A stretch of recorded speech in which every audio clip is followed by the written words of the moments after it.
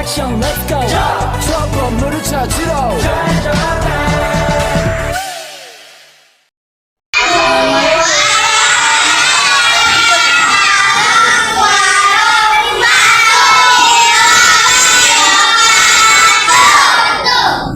Selamat pagi semuanya.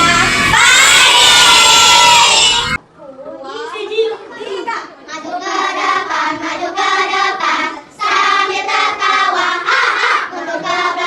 Mundur ke belakang, sambil tertawa. Digulung-gulung, sambil terlompat.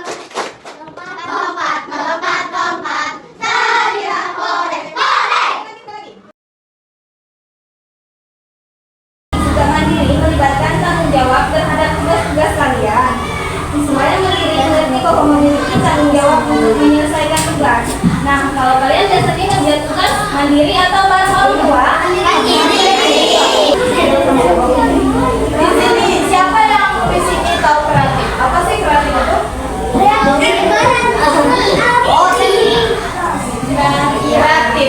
Kreatif. Buat kerajinan Pintar. Itu dia.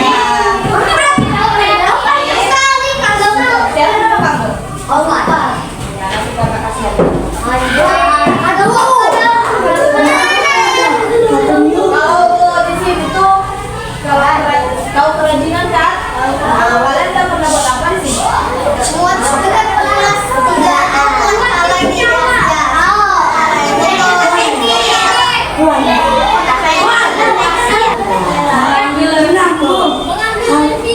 Bisa lah, ada lah. Mau nggak kalau kan ada ajaran dari sekolah gitu. Nah, berarti ada tuh kenal itu kan ada jam malam. Harus tanggung jawab. Kita ada temannya matain pensil. Nah, nanti diganti pensilnya tuh jangan diganti, tahu kan? Tanggung jawab. Siapa yang jadi ketua kelas?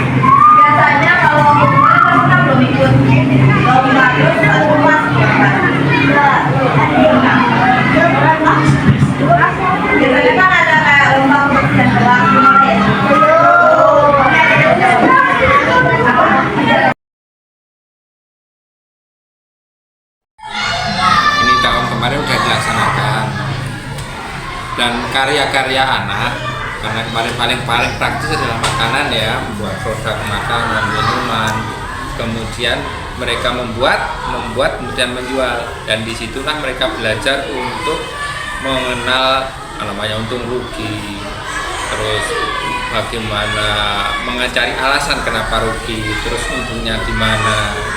Di situ kita belajarnya. Intinya mereka belajar di produk, membuat produk. Gitu. Waktu itu ada nggak Pak tantangan? Terus kalau menyelesaikan tantangan itu bagaimana cara kerjasama antara guru sama anak? Oke, tantangannya adalah membuat produk yang buat produk yang mereka rasa itu enak, tetapi ternyata sulit dan mereka rugi. Nah, ini tantangannya. Dengan mempelajari dan membuat kemudian mereka rugi, dianalisis kenapa bisa terjadi. Ini contohnya cuma gitu aja. Tapi kalau ketertarikan anak-anak senang karena itu kan praktik. Jarang anak yang nggak suka namanya praktik. Mereka lebih baik belajar praktik, melakukan. Dengan melakukan mereka tahu, mereka bisa menceritakan, ya kan?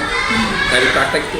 Tapi kalau bisa mengarang kan sulit, tapi dengan praktek menceritakan keuntungan dari mana produknya, bagaimana yang produknya, kemudian berapa modalnya, berapa hasilnya, mereka seneng. Langsung praktek. Nah, iya, karena praktek. Kalau angkatan orang tua tuh gimana Pak tentang pekerjaan? Orang tua mensupport, bahkan ada orang yang berpartisipasi aktif orang tua. Biasanya dilaksanain selama berapa hari? Kami hanya fokus ke yang utama ya, market besar ya, market besar hanya sekali. Tapi kan praktik masing-masing kelas itu kan berbeda.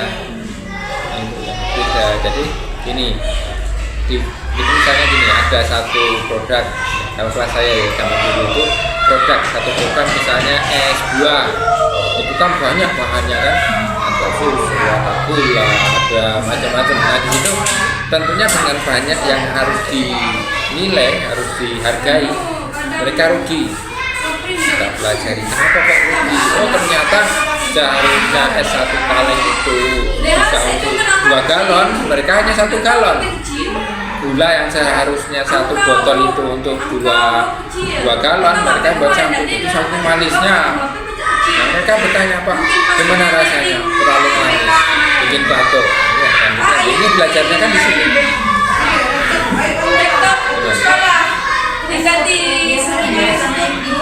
Ya, itu full di pinggiran karena kemarin ada musim bagusin, karena itu kan musim hujan tahun kemarin. Cuman untuk mengatasi itu ya kita gunakan upaya kita butuh modal tenda, ada butuh apa, mereka di tempat kosong mereka berjualan.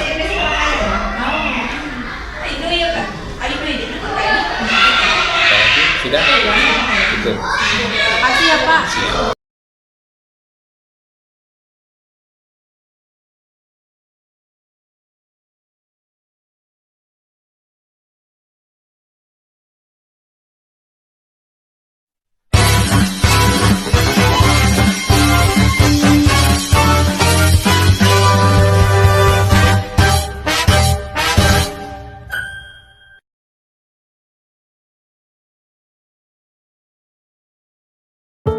Assalamualaikum warahmatullahi wabarakatuh.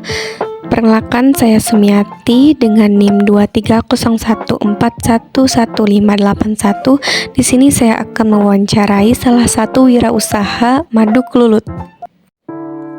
Baiklah, sekarang saya di rumah narasumber di Dusun Limang, Desa Pangkeberas, Kecamatan Kelapa. Mari kita masuk. Assalamualaikum warahmatullahi wabarakatuh. Baiklah, sekarang di sini saya sedang bersama narasumber dengan Bapak Kus. Tempat tinggalnya berada di Dusun Limang, Desa Pangkal Beras, Kecamatan Kelapa. Jadi Bapak ini sekarang sedang mengusaha madu kelulut yang alhamdulillah kabarnya sudah dikirim keluar Bangka ya Pak? Iya. Alhamdulillah. Jadi Bapak, bagaimana Pak cerita awalnya mengusahakan madu kelulut ini Pak? Ya, jadi saya ceritakan sedikit pengalaman saya tentang budidaya madu kelulut dari awal. Pertama-tama kita dulu itu madu kelulut ini hanya untuk kebutuhan keluarga bahasanya, tidak diperjualbelikan. Jadi zaman orang tua kami yang kakek kami ibaratnya madu kelulut itu dipelihara di rumah. Kemudian kalau kita butuh untuk obat ataupun pengen minum madu, maka kita ambil madunya ibaratnya, baru dipanen hasilnya. Nah kemudian seiring dengan waktu, dengan zaman, saya berpikir, jadi saya ingin mencoba membudidaya madu kelulut itu lebih banyak, dan saya ingin mencoba untuk menjualnya. Apakah itu bisa laku di pasaran, bisa diminati oleh masyarakat. Nah kemudian saya mencoba, alhamdulillah masyarakat pun menerima, ibaratnya sangat senang sekali dengan hasil madu kelulut itu, karena mereka mengatakan khasiatnya sangat bagus, kemudian rasanya berbeda dengan madu biasa. Kalau madu biasa itu rasanya manis, kalau tidak manis itu pahit, tapi kalau madu kelulut itu rasanya beraneka ragam, ada yang asam manis, ada yang pahit asam manis, ada yang pahit manis. Jadi sangat banyak, ibaratnya aneka ragam rasanya, tergantung nektar atau bunga di sekitar penangkaran yang kita budidayakan. Jadi pertama itu kita merasa kesulitan karena tidak ada guru, tidak ada pembimbing ibaratnya untuk membuat kotak madu, kemudian bagaimanakah kita supaya hasilnya bagus. Jadi pertama awal itu kita merasa kesulitan karena kita tidak ada petunjuk, kita hanya belajar melalui praktek tersendiri. Akhirnya lama kelamaan alhamdulillah bisa ditemukan ibarat yang pasnya, yang bagusnya seperti apa, kemudian setelah bagus, setelah pas, baru kita terapkan secara merata ibaratnya dari diri kita kepada teman-teman yang lain seperti itu. Iya. Dan selanjutnya, kenapa sih Bapak ingin memproduksi usaha madu telur? Jadi seperti ini, di setiap bisnis itu kan kita pengennya maju ataupun berkembang cepat. Jadi kalau kita membuka usaha madu sama dengan orang lain, jadi kita udah punya saingan. Jadi kebetulan di daerah kita ini, di Bangka Barat, itu tidak ada yang membudidayakan madu telur. Jadi saya pilih ingin membudidayakan madu telur supaya apa? Kalau kita tidak ada saingan, positif kita akan maju kalau kita berhasil seperti itu. Nah, kemudian setelah saya coba, alhamdulillah dalam hitungan tahun ibaratnya kita kerja membudidayakan madu telur itu hasilnya udah kelihatan sangat bagus, sehingga akhirnya diikuti oleh teman-teman yang lain, sehingga mencontoh daripada apa yang kita lakukan, mereka pun ingin membuat atau membudidayakan madu telur seperti yang saya lakukan. Alhamdulillah mereka semua juga bisa menikmati hasil daripada budidaya madu telur yang pertama saya lakukan seperti itu. Ya, baik Pak. Dan selanjutnya untuk modal membuat usaha madu telur ini awalnya dari mana Pak? Jadi modal madu telur itu sebenarnya tidak terlalu besar.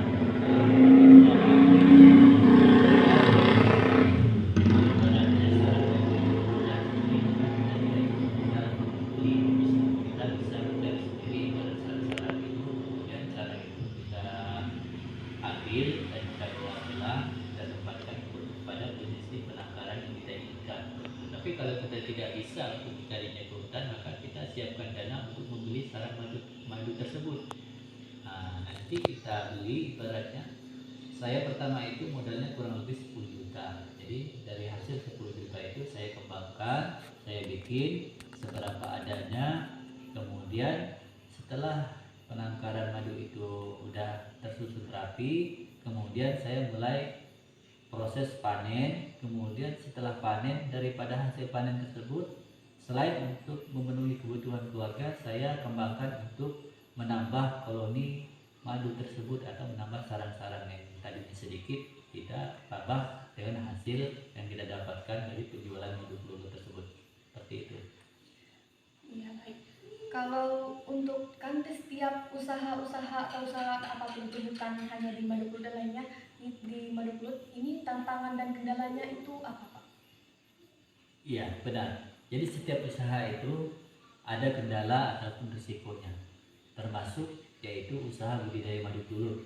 Jadi usaha madu telur ini risikonya cukup lumayan juga. Ya, jadi kalau kita di tempat pesisir seperti kita di Dusun Limang ini, Desa Pangkalberas, jadi penangkaran kita itu kita tempatkan di daratan tapi tidak jauh daripada sungai seperti itu. Jadi sangat rawan sekali serangannya daripada monyet, yang paling besar tikus, yang binatang kecil-kecilnya seperti capung, kalajengking, cicak, toke, itu semuanya pemangsa daripada madu telur tersebut. Jadi kita harus tempatkan pada posisi yang bagus. Kemudian kita harus sering ibaratnya kontrol, meneliti, jangan sampai ada makhluk-makhluk yang lawan jenisnya tadi mengganggu sarang mereka supaya tidak rusak seperti itu. Jadi itulah kendalanya. Kemudian kita harus memperhatikan penutupnya. Jadi penutup itu kan ada kertas atau plastiknya. Jadi kita harus lihat apakah sudah sobek atau tidak. Kalau sudah sobek harus kita ganti. Jangan sampai nanti pas musim hujan itu bisa masuk air ke dalam sarang madu kelulut. Kalau air itu masuk ke dalam sarang madu kelulut, maka sarang madu itu akan rusak karena basah oleh air hujan. Karena madu itu tidak boleh terkena air hujan seperti itu. Itu yang harus kita lakukan. Paling tidak minimal dalam 1 minggu itu kita harus sekali atau 2 kali kita kontrol pada penangkaran tersebut. Seperti itu. Ya baik. Dan ini Bapak menjalankan usaha ini sudah berapa lama Pak? Menjalankan usaha. Ya. Jadi usaha ini saya menjalankan dari awal 2016 sampai tahun 2023 ini. Jadi saya sudah berjalan beberapa tahun. Alhamdulillah penjualan saya sampai keluar daerah. Jadi penjualan saya itu saya jalani, ada konsumen itu dari Papua, dari Batam, dari Jakarta, dari Bekasi, ya, kemudian dari Madura, itu Jakarta, Palembang, itu alhamdulillah sudah mulai bisa menikmati hasil madu kelulut yang kita budidayakan. Jadi mereka sejauh ini sangat puas dengan hasil dari budidaya madu kelulut yang kita laksanakan seperti itu. Dan kalau untuk penghasilannya itu Pak berapa? Jadi penghasilan madu kelulut itu tergantung faktor musim cuaca, ibaratnya musim bunga. Jadi kalau setiap usaha itu ada naik ada turun, jadi begitu juga usaha madu kelulut ini kan alami, bahasanya alami itu kita memang bergantung kepada alam di sekitar penangkaran tersebut. Jadi kalau musim bunga yang banyak maka hasilnya juga banyak, tapi kalau musim bunga itu berkurang maka hasilnya juga berkurang. Namun yang namanya madu kelulut itu tetap dia bisa produksi sebulan 1 kali atau 2 kali, bisa produksi atau bisa panen seperti itu. Cuman hasilnya kadang banyak kadang sedikit seperti itu. Jadi alhamdulillah hasilnya sangat bagus. Yang saya teliti, yang saya lihat sejauh ini sangat luar biasa. Pertama saya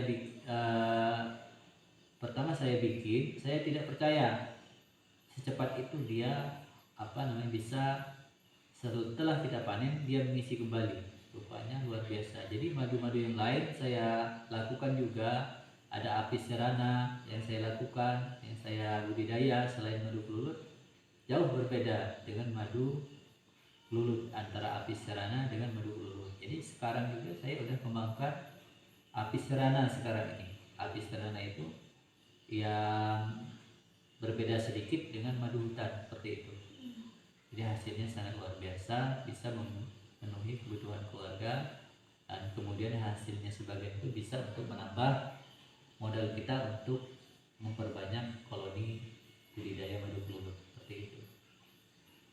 Ya baik Pak, terima kasih Pak. Jadi sekian saja wawancara kita kepada Bapak Kus. Terima kasih Bapak. Iya, sama-sama.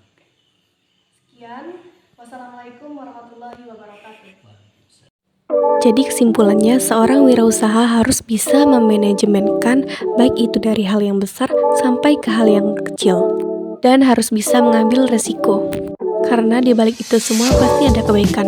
Sekian dari saya. Wassalamualaikum warahmatullahi wabarakatuh.